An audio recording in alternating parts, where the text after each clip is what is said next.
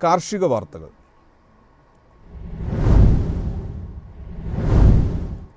വെളിച്ചെണ്ണയിലും റബ്ബറിലും വില സ്റ്റഡിയായി തുടരുന്നു. ഏലക്ക വിപണി സജീവം. തമിഴ്നാട്ടിലെ മില്ലുകാർ സംഘടിതമായി വെളിച്ചെണ്ണ വില ഇന്ന് ഉയർത്തി. എന്നിട്ടും കൊപ്ര വില വർദ്ധിപ്പിക്കാൻ അവർ തയ്യാറായില്ല. സ്റ്റോക്കുള്ള വെളിച്ചെണ്ണ പരമാവധി ഉയർന്ന വിലയ്ക്ക് വിറ്റുമാറാനുള്ള ശ്രമങ്ങളാണ് അവർ നടത്തിയത്. ഇതിനിടയിൽ ശബരിമല സീസണിനിടെ നാളികേരത്തിനുള്ള ആവശ്യം ഇരട്ടിച്ചു. കാങ്കയം, പൊള്ളാച്ചി, ഉദുമൽപേട്ട, കോയമ്പത്തൂർ വിപണികളിൽ പച്ചതേങ്ങ വില വർദ്ധിച്ചു. കേരളത്തിലെ പ്രമുഖ വിപണികളിൽ വെളിച്ചെണ്ണ, കൊപ്ര വിലകൾ സ്റ്റഡിയായി നിലകൊണ്ടു. ഇടുക്കിയിൽ നടന്ന ഏലക്ക ലേലത്തിനെത്തിയ ചരക്കിൽ ഏറിയ പങ്കും വിറ്റഴിഞ്ഞു. വിളവെടുപ്പ് പുരോഗമിക്കുന്ന വേളയിലും ഏലക്കയോട് ഇടപാടുകാർ അമിതാവേശം കാണിക്കുകയാണ്. ഇത് കണക്കിലെടുത്താൽ ഉത്തരേന്ത്യൻ സ്റ്റോക്കിസ്റ്റുകളുടെ കരുതൽ ശേഖരം കുറഞ്ഞതായാണ് സൂചന. വിദേശ ഓർഡർ ലഭിച്ച കയറ്റുമതിക്കാരും സംഭരണത്തിൽ ഉത്സാഹിച്ചു.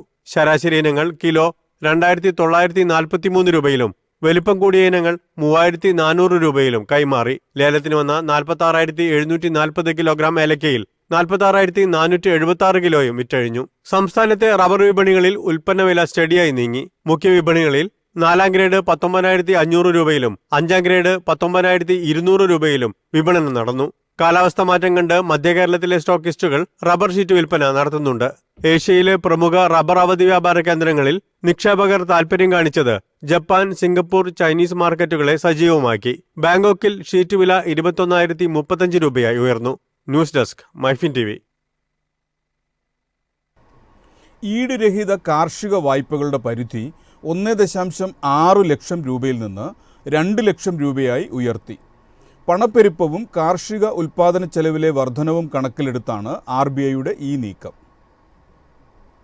1.6 ലക്ഷം രൂപ മുതൽ 3 ലക്ഷം രൂപ വരെ ഈടില്ലാത്ത കിസാൻ ക്രെഡിറ്റ് കാർഡ് വായ്പകളും RBI അനുവദിച്ചിട്ടുണ്ട്. പാൽ യൂണിയനുകൾ, ബാങ്കുകൾ എന്നിവർ തമ്മിലുള്ള ത്രികക്ഷി ഉടമ്പടി പ്രകാരം വായ്പയെടുക്കാം.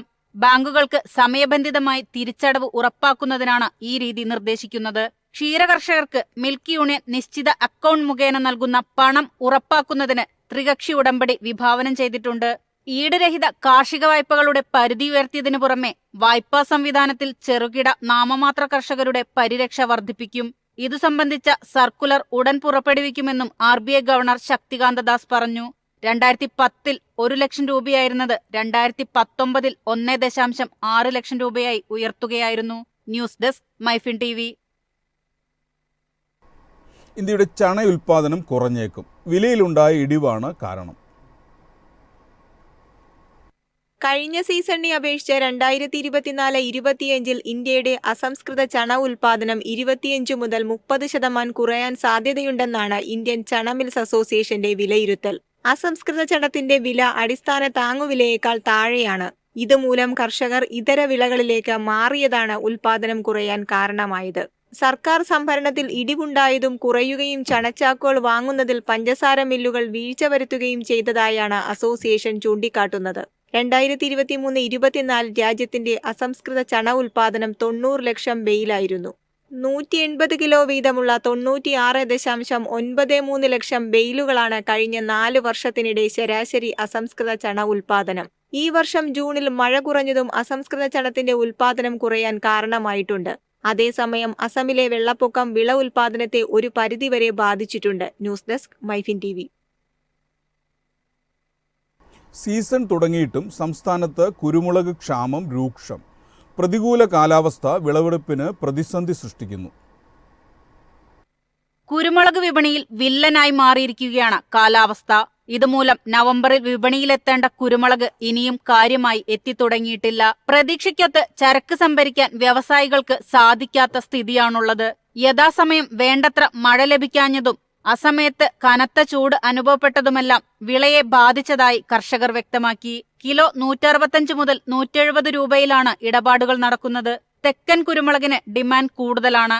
അച്ചാർ നിർമ്മാണത്തിനാണ് കുരുമുളക് പ്രധാനമായും ഉപയോഗിക്കുന്നത്. News desk, MyFin TV.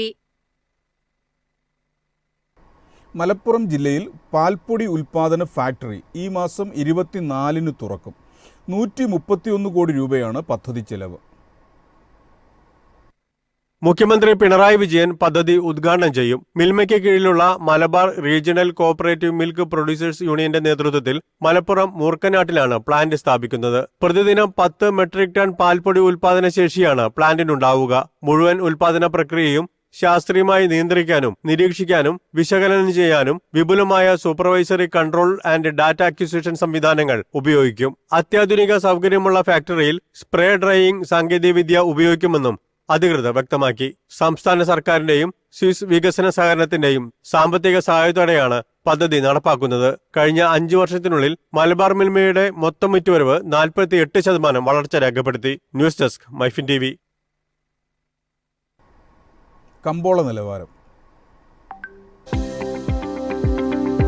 ഇന്നത്തെ കമ്പോള നിലവാരം: RSS 4 197, RSS 5 193, ലാറ്റക്സ് 124, ജാതിക്ക 370, ജാതിപത്രി 2000 മുതൽ 2100 വരെ, ഗ്രാമ്പു 900, അടയ്ക്ക 200, കാപ്പിക്കുരു 230, കൊക്കോ പരിപ്പ് 650, കുരുമുളക് ഗാർബിൾ 66,100, കുരുമുളക് അൺഗാർബിൾ 64,100, ഏലക്ക 2,800 മുതൽ 2,950 വരെ, വെളിച്ചെണ്ണ 21,100, കൊപ്ര 15,880, ചുക്ക് 32,500.